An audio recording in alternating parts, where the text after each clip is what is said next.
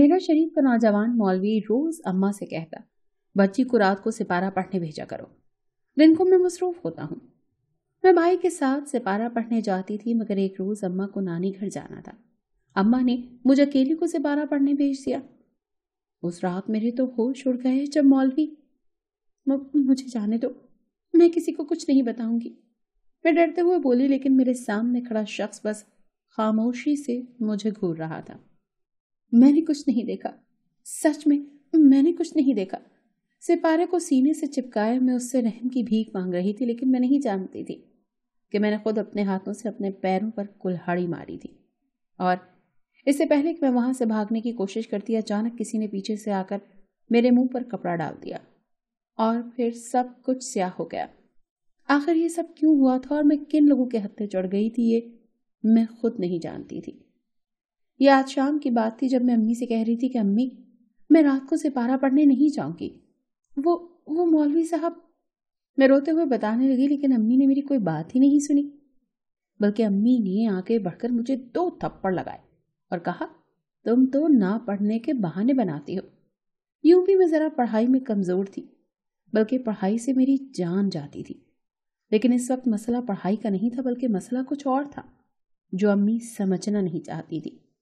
جبکہ میں نے جو اپنی آنکھوں سے دیکھا تھا، اس کے بعد تو میں کسی پر سپارہ پڑھنے نہیں جانا چاہتی تھی، کسی قیمت پر بھی۔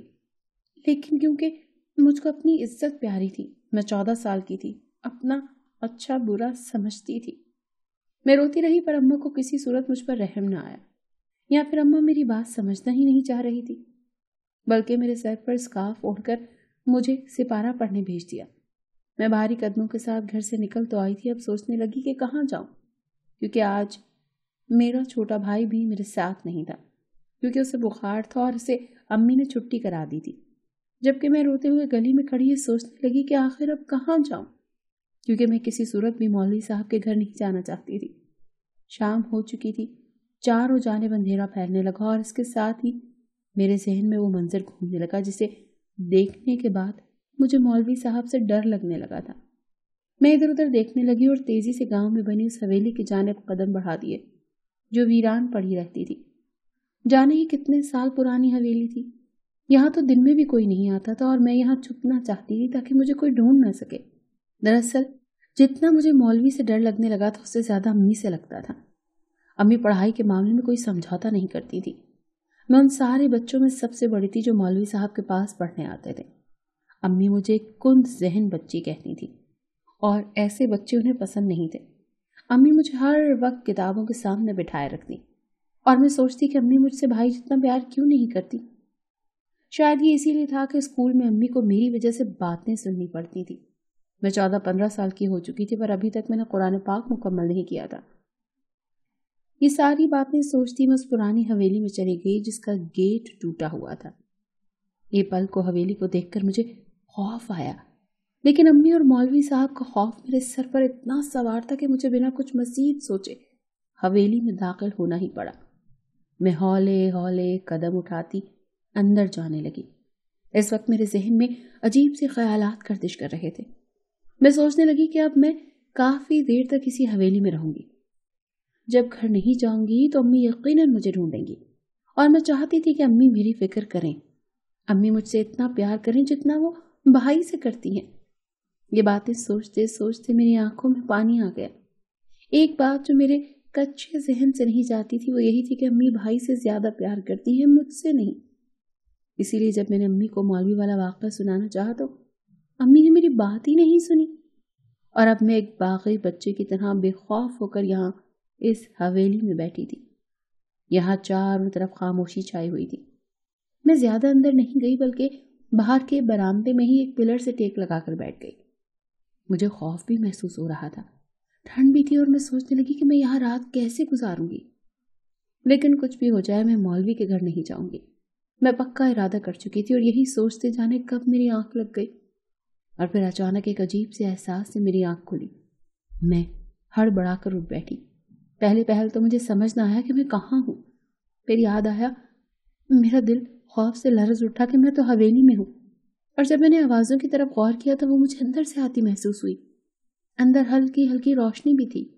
میرا ذہن پڑھائی سے ضرور بھاگتا تھا، لیکن متجسس ذہن کی مالک تھی. میں کچھ بھی عجیب دیکھ لیتی تو اس کی تہہ تک ضرور جاتی، اور میں نے سوچ رکھا تھا کہ مولوی کا سچ بھی سب کے سامنے ضرور لاؤں گی. اور پھر میں آوازوں کے تعاقب میں چلنے لگی، اور جب اندر پہنچی تو مجھے ٹارچ تھامے کچھ آدمی چلتے پھرتے نظر آئے. میں نے اسکارف اوڑھے سپارے کو اپنے سینے سے لگا رکھا تھا اور مجھے پورا یقین تھا کہ مجھے کچھ نہیں ہوگا. اور پھر میں نے دیکھا کہ ایک آدمی کے ہاتھ پاؤں بندھے ہوئے تھے. وہ زمین پر پڑا تھا اور اس کے ارد گرد کافی لوگ کھڑے تھے جنہوں نے ہاتھ میں ٹارچ پکڑ رکھی تھی تاکہ روشنی ہو، کیونکہ حویلی اندھیرے میں ڈوبی ہوئی تھی. اور پھر میں نے دیکھا کہ ایک شخص نیچے جھکا اور اس نے نیچے پڑے ہوئے آدمی کو بالوں سے پکڑ کر اٹھایا. وہ آدمی بہت زخمی تھا. دوسرا آدمی اس سے کچھ پوچھ رہا تھا. مجھے کچھ سمجھ نہیں آ رہی تھی کہ کیا ہو رہا ہے، لیکن مجھے اتنا پتا تھا کہ باقی لوگوں نے اس بندھے ہوئے آدمی کو مارا پیٹا تھا، اور اب اس کا جواب نہ دینے پر وہ اسے پھر سے مارنے لگے، اور میرا وجود خوف سے لرز رہا تھا. میں وہاں سے بھاگنے کے لیے مڑی اور پھر اپنے پیچھے کھڑے شخص کو دیکھ کر میرے ہوش اڑ گئے. وہ اور کوئی نہیں بلکہ گاؤں کا وہ مولوی ہی تھا جس کے گھر محلے کے بچے سپارہ پڑھنے جاتے تھے. میں نے بڑے ہاتھ جوڑے پر رحم مانگنے پر بھی اسے رحم نہ آیا، اور میرے منہ پر کپڑا ڈال کر اس نے مجھے بے ہوش کر دیا. اور غنودگی میں میرے ذہن کے پردے پر بھی ایک ہی شخص کا چہرہ ابھر رہا تھا. وہ اور کوئی نہیں، ہمارے محلے کا وہ مولوی ہی تھا جس نے مجھے اغوا کر لیا تھا. اور اب جانے میرے ساتھ کیا ہونے والا تھا. میں مولوی صاحب سے چھپنے کے لیے ہی تو یہاں آئی تھی، پر نہیں پتا کہ اس حویلی میں مولوی صاحب کا ہی بسیرا ہے. ویسے تو ہمارے محلے کا مولوی بہت اچھا انسان تھا. وہ بالکل نوجوان سا تھا، ابھی وہ عالم کا کورس مکمل کر کے آیا تھا اور آتے ہی مولوی لگ گیا تھا. سب محلے والے اس کی بڑی تعریف کرتے تھے، اس کی بڑی عزت کرتے تھے. گاؤں کے بچوں سے دیکھ کر تار کی طرح سیدھے ہو جاتے تھے. میں بھی اسے بہت اچھا سمجھتی تھی، پر ایک دن میں نے وہ سب کچھ دیکھ لیا جو مجھے نہیں دیکھنا چاہیے تھا. دراصل محلے کے سارے بچے رات کے وقت سپارہ پڑھنے مولوی صاحب کے گھر جاتے. مولوی صاحب کا کہنا تھا کہ دن میں میرے پاس وقت نہیں ہوتا، اسی لیے سب بچے رات کو آیا کرو. اور محلے والوں کو مولوی پر اتنا بھروسہ تھا کہ رات کے وقت سب اپنے اپنے بچوں کو مولوی کے گھر بھیج دیتے. ایک دن میری نانی اماں کی طبیعت خراب ہو گئی. امی ابو کو انتظار کر رہی تھی. ہم نے شام میں نانی کے گھر جانا تھا تو امی مجھے کہنے لگی تم جاؤ اور ابھی جا کر سپارہ پڑھاؤ، رات کو ہم لیٹ واپس آئیں گے، تمہارا ایک دن کا سبق پیچھے رہ جائے گا اگر تم ابھی نہ گئی تو. اور میں امی کی کسی بات کو ٹالتی نہیں تھی، بلکہ امی کو خوش کرنے کے لیے میں ان کی ہر بات مانتی تھی. اسی لیے میں اکیلی ہی سپارہ پڑھنے چلی گئی. دوپہر کا وقت تھا، چاروں جانب خاموشی چھائی تھی. میں نے دروازے کو کھولا تو وہاں وہ کھلتا ہی چلا گیا. میں اندر گئی. اچانک مجھے کمرے میں ہلکی ہلکی سی سسکیوں اور چیخوں کی آواز آئی. میں کمرے کی طرف بڑھی. میرے ذہن میں پہلا خیال یہی آیا کہ مولوی صاحب کی کہیں طبیعت خراب نہ ہو. لیکن جیسے ہی میں نے کمرے کی اد کھلی کھڑکی سے جھانک کر دیکھا تو میرے پاؤں کے نیچے سے زمین نکل گئی. اندر ایک لڑکی زمین پر پڑی تھی. وہ اٹھنے کی کوشش کر رہی تھی جبکہ ایک لڑکے نے اسے سر سے پکڑ کر نیچے گرایا ہوا تھا تاکہ وہ اٹھ نہ سکے، اور مولوی صاحب اس کے پاس کھڑے تھے. یہ منظر دیکھ کر میرے گلے میں کانٹے اگ گئے، میرے ہونٹ خشک ہو گئے. میں چیخنا چاہتی تھی پر میری چیخ بھی گلے میں اٹک گئی تھی. اس وقت مولوی کی آنکھیں دیکھی جو سرخ ہو چکی تھی اور جن سے مجھے وحشت ہونے لگی تھی. میں ڈر کر وہیں سے الٹے قدموں گھر بھاگ گئی. میں امی کو بتانا چاہتی تھی پر امی نے میری کوئی بات ہی نہیں سنی اور مجھے ہی ڈانٹنے لگی کہ تمہاری وجہ سے پورے خاندان میں میری ناک کٹ گئی ہے. لوگ کہتے ہیں ماں تو پڑھی لکھی آئی تھی لیکن اپنی بیٹی کو نہ پڑھا سکی. اور اس رات مجھے نیند نہ آئی. مولوی کا چہرہ میری آنکھوں کے سامنے گھومتا رہا. جانے مولوی نے اس لڑکی کے ساتھ کیا کیا ہوگا. بس یہی سوچ کر میرے ذہن میں عجیب سے خیالات آنے لگے. مجھے رونا آ رہا تھا. جانے میری امی باقی امیوں کی طرح کیوں میری بات نہیں سنتی تھی. گاؤں میں کوئی بھی اپنی بیٹیوں کو پڑھانا نہیں چاہتا تھا، جبکہ صرف میری ہی امی تھی جو چاہتی تھی کہ میں پڑھ جاؤں. اس واقعے کے بعد مجھے مولوی سے خوف آنے لگا، اور آج جب امی نے مجھے اکیلے مولوی کے گھر سپارہ پڑھنے کے لیے بھیجا تو میں حویلی میں آ کر چھپ گئی، کیونکہ باقی بچے پہلے ہی سے سپارہ پڑھ کر جا چکے تھے. میں لیٹ ہو گئی تھی اور میں اکیلے مولوی کے گھر جانا نہیں چاہتی تھی. پر اس حویلی میں بھی مجھے مولوی ہی مل گیا جس نے اب مجھے ایک کمرے میں قید کر دیا. جب میری آنکھ کھلی تو میں جھٹکے سے اٹھ بیٹھی. میرا سپارہ سامنے ہی الماری میں رکھا تھا. میں نے جلدی سے اپنا سپارہ اٹھایا اور دیکھا تو کمرے کا دروازہ کھلا ہوا تھا. باہر بہت اندھیرا تھا. میں اب بنا آواز رو رہی تھی.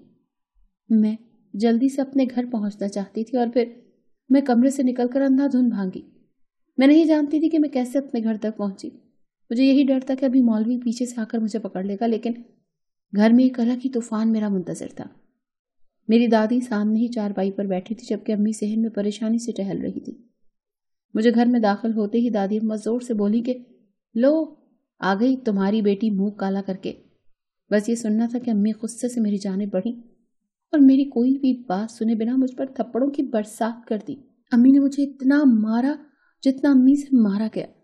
मैं खामोशी से मार खाती रही, क्योंकि मैं जानती थी कि अम्मी मेरी किसी बात का भी एतबार नहीं करेंगी, और इसकी वजह दादी अम्मा थी।